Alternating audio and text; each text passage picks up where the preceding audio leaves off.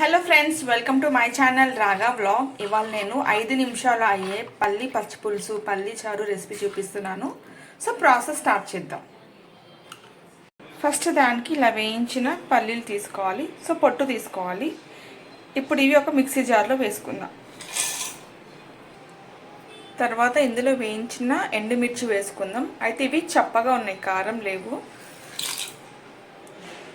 ఒక చెంచా అంత దొడ్డుప్పు, ఒక 2 వెల్లుల్లి. సో వెల్లుల్లి ఫ్లేవర్ నచ్చని వాళ్ళు స్కిప్ చేయొచ్చు. ఇప్పుడు ఇందులో కొన్ని వాటర్ వేసుకొని మెత్తగా మిక్సీ పట్టుకోవాలి. సో మన పల్లీల పేస్ట్ రెడీ అయింది. ఇప్పుడు ఒక గిన్నె తీసుకుందాం. ఇందులో ఇలా పొడవుగా కట్ చేసుకున్న ఆనియన్స్ వేసుకోవాలి. ఇప్పుడు ఈ పల్లీల పేస్ట్ వేసేసుకోవాలి. ఇప్పుడు ఇందులో చింతపండు రసం వేసుకోవాలి. ఇప్పుడు ఇందులో చిన్న బెల్లం ముక్క వేసుకోవాలి. సో మీ ఇష్టము, ఆప్షనల్ అది, కానీ వేసుకుంటే బాగుంటుంది. ఇప్పుడు ఇంకా మనం పోపు పెట్టుకుందాం. స్టవ్ ఆన్ చేసి ఇలా చిన్న కడాయి పెట్టుకోవాలి. ఇందులో 2 చెంచాలంతా నూనె వేసుకోవాలి.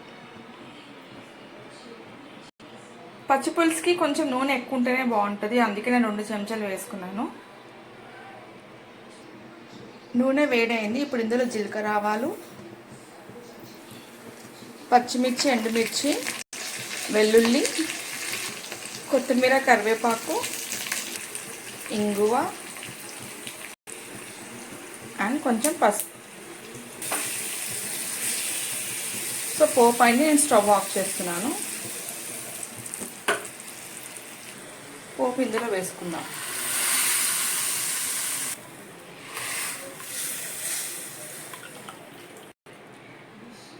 కమ్మగా పల్లి చారు రెడీ అయింది. మన కమ్మగా పల్లి చారు రెడీ అయింది. ఇది సైడ్ డిష్కి చాలా బాగుంటుంది. అంటే బంగాళాదుంప వేపుడు, అరటికాయ వేపుడు, చామగడ్డ వేపుడు, దానికి చాలా బాగుంటుంది. సో ఒకసారి ఈ రెసిపీ ట్రై చేయండి. ఎందుకంటే ఇదంతా హార్డ్ ఏం లేదు, మన ఇంట్లో ఉన్న ఐటమ్స్తోనే నేను చేశాను. సో మీరు కూడా ఒకసారి ఈ రెసిపీ ట్రై చేసి ఎలా ఉందో నాకైతే కామెంట్ చేసేయండి. Thank you for watching my video.